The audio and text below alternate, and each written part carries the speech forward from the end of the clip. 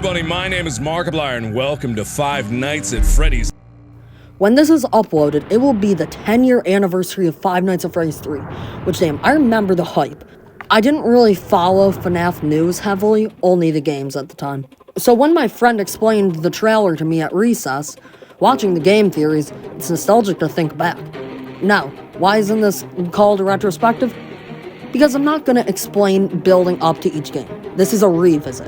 I'm going to be showing edited footage of my playthrough in the background as I discuss how the game's aged and my opinions. This is the Five Nights at Freddy's original trilogy revisited.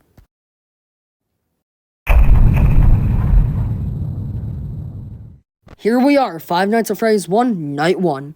Only Bonnie and Chica are active for majority of the night. If we play this right, we won't even see Foxy at the end.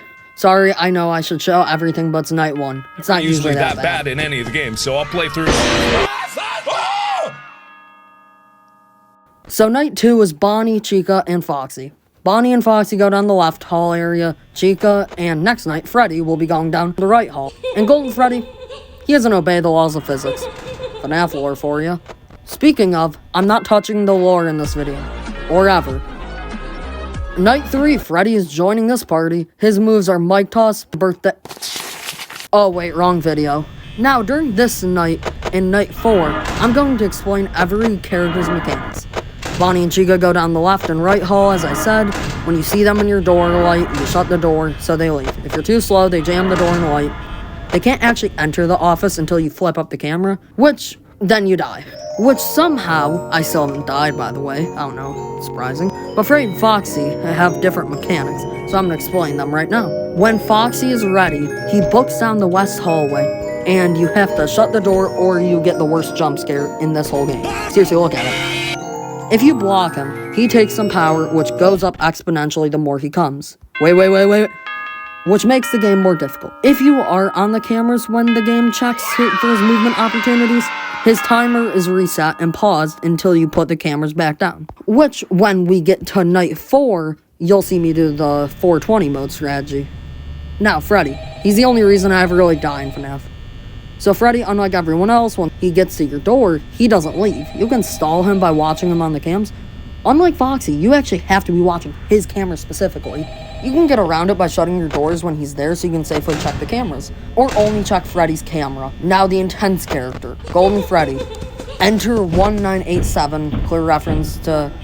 The Bite of 87?! And when you enter that into the custom mate, you are immediately killed by Golden Freddy. But to experience him in normal gameplay on Cam 2B, there's a rare chance of Golden Freddy's head appearing on the poster. And when the cameras are put down, he'll be sitting in your office. Flip the cameras back up to survive. If you don't, you get a jump scare and your game crashes. Also, in this playthrough, we never experienced Golden Freddy. Now we've gotten through 5 nights, but as you know, we have 2 more nights to go. Now, for all 3 games in this video, I will be playing the first 5 nights and the 6th night. But here in FNaF 1, since we've done this all deathless, I might as well do 2020-2020 mode. I've done 2020-2020 mode before. While the footage of the 6th night and 2020-2020 mode, I'm going to talk about my thoughts and opinions on the original Five Nights at Freddy's. I'll use 4 categories. My critical view when I first played it all those years ago. When I played the game for this video with a new critical view. How well it's aged and how much its age shows. And finally, for future videos, I may play bad games. I may tear them apart critically. This category, but this final part of my ranking is purely by enjoyment. Now, when this game first came out, I was a lot younger and less critical, but I played FNaF 2 first, so I'd say originally thought of it as a 7 out of 10. I know younger me just didn't care for this game. I liked watching Let's Plays, but disliked playing it. But now, I'd give it an 8 out of 10 critically. And how well it aged, bonus points for starting the franchise, but Click Team as an engine can be a little janky. Another issue I have, which is less of the game, but since the game has been dissected, and we all know movement opportunities because how much people dissected this game, the gameplay loop is just unsurprising and gets a little repetitive by Night 5. Night 6 is kind of just Night 5 again, because, let's be honest, if you can beat Night 5, Night 6 is only a little bit harder. 420 mode, I like the rhythm of it, but it really just feels more like a rhythm game than, you know, I'm actively trying to survive. Once you learn the strategy, it's a matter of if your hands can deal with flicking the mouse side to side, up, down, etc. Or with the controller, which you better pray your fingers don't accidentally slip to the wrong button. So for its aging, I'd give it a 7 out of 10. It's only this high because of it being the original. And finally, my personal enjoyment, ignoring anything critical. It's a 9 out of 10. I often revisit this game, specifically Night 5 and 6, because I really enjoy the repetitive loop, even if it is repetitive. Now, to average out my score is a 7.75 out of 10. But I'm too lazy to keep saying that for the rest of the video, so we'll round it up to a doggy-approved 8 out of 10 for the 5 Nights at Freddy's one. Now, let's move on to... First thing you get when you open the game is... I'm Freddy Fazbear. Now that we're no longer in Freddy, we start up night 1, and here's the mechanics. 2 vents. If we see someone there, we put on our Freddy mask, and they leave us alone. Now, down the hallway, we can flash our light, and the only power we have to deal with is our flashlight, so that's good. In this night, we don't really have to worry about it. Night 1 only has Toy Freddy, Toy Bonnie, Toy Chica, and the puppet. Now, Toy Bonnie and Toy Chica are what I like to call vent characters. We went over how these work, put on the mask when they're there. But Toy Freddy, despite coming from the hallway, is what I like to call an office character. When we flip down the cameras, he'll be there, and we have to put on the mask before he Freddy's our spaghetti. Finally, the music box. The puppet. We go to a specific camera and wind the music box. If it runs out, the puppet leaves the music box. If we flash them on the camera, when they leave, we can sort of stall them. I'm not 100% sure on that. And majority of my gameplay is with the mask on or winding the music box. Which is a shame, because this game has really good camera poses for each character. Seriously, you, viewer, please, launch up Five Nights at Freddy's 2 if you have it. Go to, 1020 mode, and even though you're gonna die pretty quickly, look around at the cameras. These have some cool poses. Sorry, that was unscripted. Okay, night 2, we have the puppet. Toy Freddy, Toy Bonnie, Toy Chica, Mangle, Balloon Boy, and finally, Withered Fox. To sum it up with each new character, Mangle is just a vent character, but instead of instantly killing us, they hang on our ceiling for a random amount of time, and then takes a bite of our frontal lobe. Balloon Boy, definition of a fate worse than death. Another vent character, but instead of killing us, he takes our sweet, succulent AA batteries, leaving us susceptible to our final character, Withered Foxy. He appears at the end of our hallway, we flash him with our flashlight, that's it. He's the only hallway character. Night 3, we got Withered Freddy, Withered Bonnie, Withered Chica, Withered Foxy, Balloon Boy, Toy Bonnie, Toy Chica, and Puppet. Strangely enough, Toy Freddy and Mangle decide to sit this night out. Literally all the other Withered characters are just office characters. So that's kind of all that's new for Night 3. Which I also encountered the Easter egg character JJ in a few death minigames. Night 4, Withered Freddy, Withered Bonnie, Withered Chica, Withered Foxy, Balloon Boy, Toy Bonnie, Mangle, and the Puppet. This time, instead of Toy Chica, we got Mangle. Seriously, this game is extremely repetitive. How is this my favorite FNaF game for a while? Night 5, we have everyone so far. Now for Night 6, our grand finale, I died. A few times, actually. Here's the footage.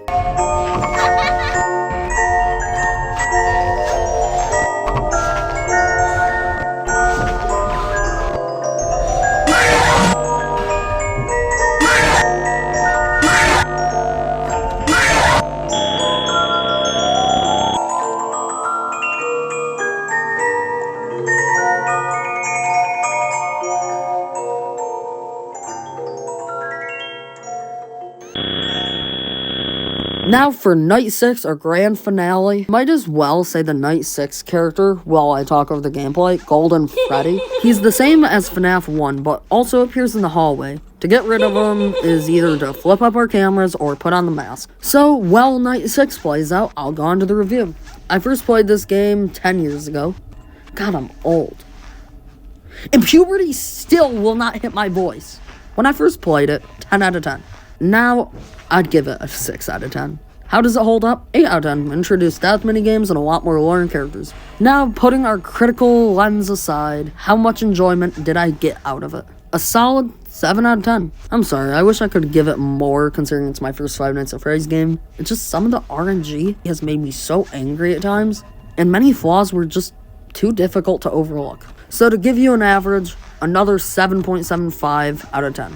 But this time, I have to round it down to a 7.5 because I cannot bring myself to put this at the same as Five Nights at Freddy's 1. And just like that, it's time to get to the main event, the birthday boy himself. Also, in this video, I will be doing the good ending for Five Nights at Freddy's 3. I'm not explaining the steps. There's enough tutorials out there. Also, we're skipping night 1 because nothing happens. Seriously though, this night is so boring on repeat playthroughs. Scott, please add level selects. Or night selects. Because, like, games that benefit from this...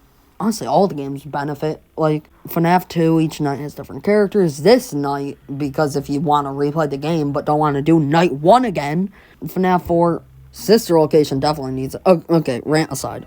So now that the night's over, we get to see Freddy get murdered. Night 2, we have 4 friends. Springtrap, Who Can Kill Us, and our schizophrenic friends, Phantom BB, Phantom Mangle, and Phantom Foxy.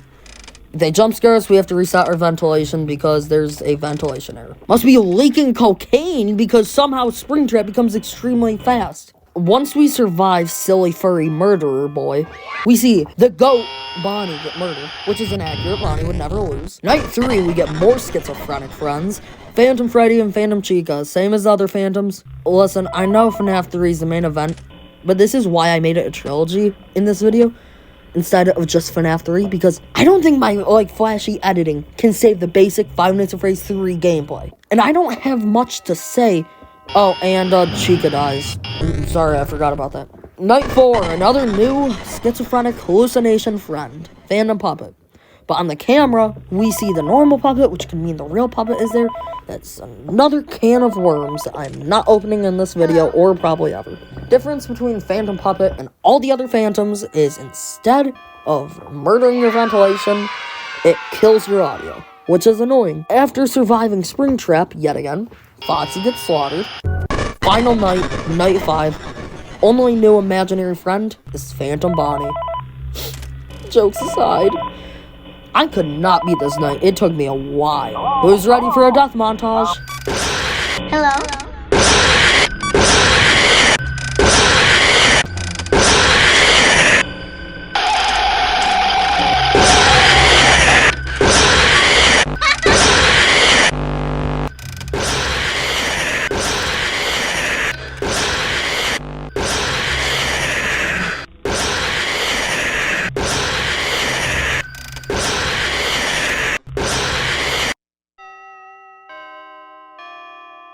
Spring-locking Afton and getting Happiest Day never felt so good. Oh boy, night 6. Night 5 was bad. This should be way worse. First try? Seriously, that was anticlimactic. I kinda had a whole entire skit planned out. Now let's rate the game. When the game first came out, I would have given it a 9 out of 10. Now I'd give it a 7 out of 10 critically. Did a lot of cool things, like only one character being able to kill me. How did the game age? I'd say besides from the Springtrap jump scare, I'd have to give it a 9 out of 10. Because the death minigames, the game just looks very good. I like the aesthetic. But my personal enjoyment, 7 out of 10. I'm sorry, but it's frustrating how Springtrap must be on crack because the way he teleports through the vents sometimes, man, oh my god. Now, I only plan to give it a 6 out of 10, but the Lauren's story was concluding enough for the extra point. Our total average score is 8 out of 10, which, despite my low opinion now, I still respect and enjoy this game and what it did for this franchise. Before we wrap this video up, let's recap. Five Nights at Freddy's 1 got an 8 out of 10. Five Nights at Freddy's 2 had a 7.5 out of 10. And Five Nights at Freddy's 3 has an 8 out of 10. And as a total average for the trilogy is 7.8 out of 10, but just like before, we have a 8 out of 10 to round it up. How well this original trilogy holds up. So I guess that's it. I hope you enjoyed my first ever video. And if this video gets 10 likes, I'll make a video on FNaF's second trilogy, Five Nights at Freddy's 4, Sister Location, and Freddy Fazbear's Pizzeria Simulator. So thank you all for watching. Please like and subscribe if you feel like it, and have a good one.